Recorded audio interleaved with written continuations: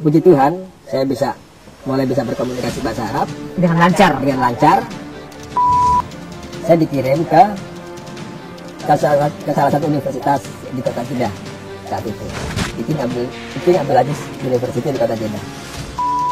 Saya mengambil program Diploma 3. Jadi ada 3 tahun, 6 semester. Nah, saya mulai belajar. Assalamualaikum warahmatullahi wabarakatuh. Ya ikhwah, ini sudah betul-betul sangat keterlaluan dan sangat-sangat kelewatan. Mereka berbohong dengan terang-terangan luar biasa. Bahkan ya ikhwah, katanya orang ini ketika dulu di Muslim kuliah di King Abdul Aziz, masuk Fakultas Usuluddin dan jurusan perbandingan agama, kemudian mengambil D3.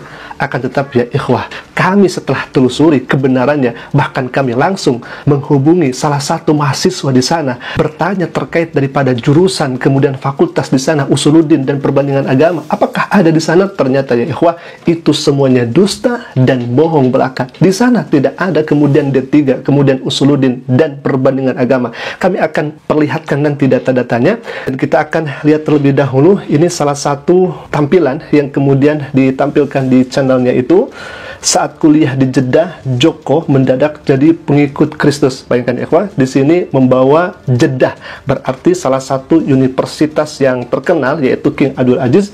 Kemudian di judulnya, studi di Jeddah, Joko alami hal aneh, mendadak akui Yesus sebagai Tuhan. Na'udzubillah min dalik. Baik, kita akan lihat terlebih dahulu bagaimana videonya, lalu kemudian kita akan tampilkan data-data yang berkaitan dengan perkuliahan di Timur Tengah atau di King Abdul Aziz. Silakan Fadila.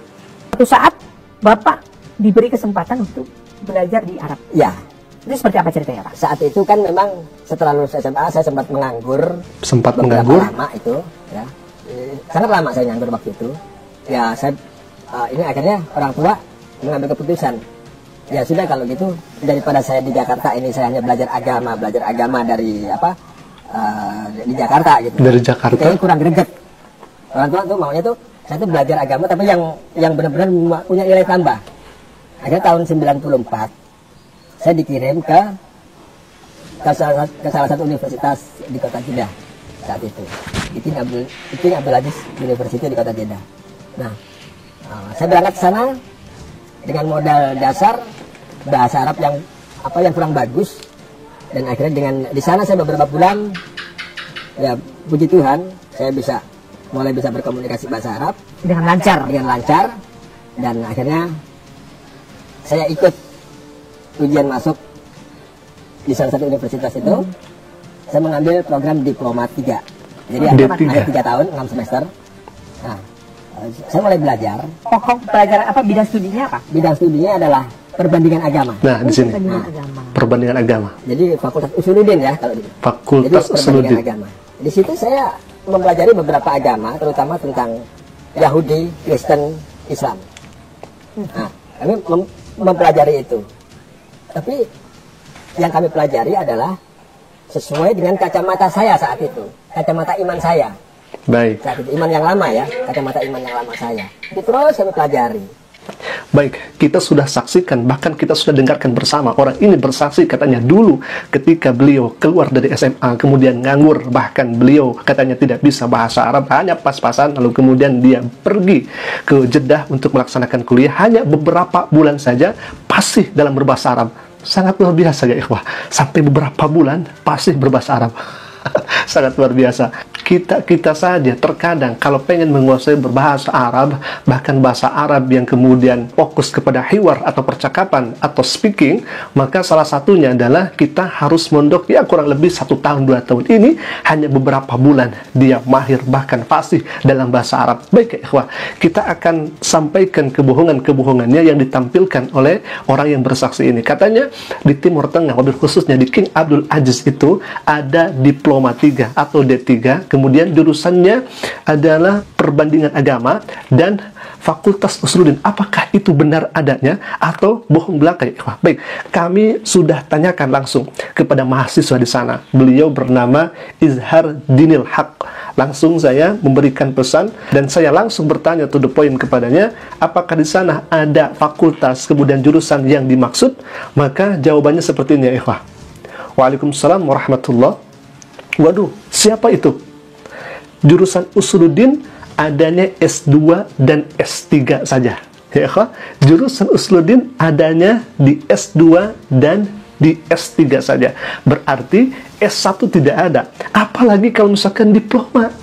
Bayangkan deh ikhwah, ini kebohongan yang sangat nyata. Kami langsung tanyakan kepada mahasiswa yang kebetulan kuliah di sana, di King Abdul Aziz. Bahkan di sananya ada pesan bisa cek aja langsung di web resmi kampus. Nah, setelah itu kami langsung cari di web kampus. Apakah memang itu betul ada fakultas Usuluddin itu, atau justru ini hanya akal-akalan murtadin ini dan dusta murtadin ini? Setelah kami cari ya ikhwah, ternyata memang betul tidak ada ya ikhwah. Di sini ada beberapa fakultas, mungkin ada puluhan fakultas, tetapi di dalamnya tidak ada fakultas yang namanya fakultas Usuluddin, kemudian jurusannya perbandingan agama ya. Tidak ada, kecuali kalau misalkan di Indonesia memang itu ada fakultas Usuluddin, kemudian jurusannya perbandingan agama, dan itu juga bukan diploma 3, bukan D3, tetapi S1, seperti di UIN Sunan Gunung Jati Bandung, kemudian di UIN Syarif Hidayatullah dan lain sebagainya. Maka memang ada. Kalau di sini sudah jelas di web resminya kami cari, dan kemudian salah satu mahasiswa di sana tidak ada. Beliau mengatakan demikian, fakultas Usuluddin, lalu kemudian jurusannya perbandingan agama. Apalagi kalau misalkan D3. Kalau misalkan S2, S3 itu ada kata beliau, tetapi S1 tidak ada, apalagi kalau misalkan D3 ya ikhwah. Berarti siapa yang di sini berbohong ya ikhwah? Sudah sangat jelas dan sangat kentara. Na'udzubillah min dzalik. Kok seperti itu ya mereka-mereka ini? Kok bisa berbohong seperti ini ya ikhwah? Na'udzubillah min dzalik. Baik, kita akan lanjutkan lagi ke video berikutnya ya ikhwah, silakan. Waktu itu tinggal di lantai 3. Nah, peristiwa itu adalah malam yang luar biasa itu, di mana saya malam itu sedang membaca buku, baca-baca buku, karena saya hobi baca, saya baca-baca buku. Saya merasakan ada sesuatu yang yang lewat. Saya pikir, ini hanya perasaan. Pertama saya lihat, nggak ada, hanya perasaan. Karena Bapak di kamar? Saya di kamar. Okay. Nah, akhirnya kedua kali terjadi. Kedua kali terjadi peristiwa itu, seperti ada orang lagi yang lewat. Saya lihat lagi, nggak ada. Akhirnya saya bangun dari tempat duduk saya. Saya periksa semua pintu, terkunci rapat, jendela terkunci rapat. Saya kembali duduk. Nah, setelah saya duduk, tidak berapa lama kemudian, saya lanjutkan baca kan. Setelah saya lanjutkan baca, tiba-tiba di depan saya itu ada sesuatu yang awalnya itu kelihatan itu seperti samar-samar. Samar? Tapi semakin lama semakin kelihatan. Ya. Manusia yang tinggi besar.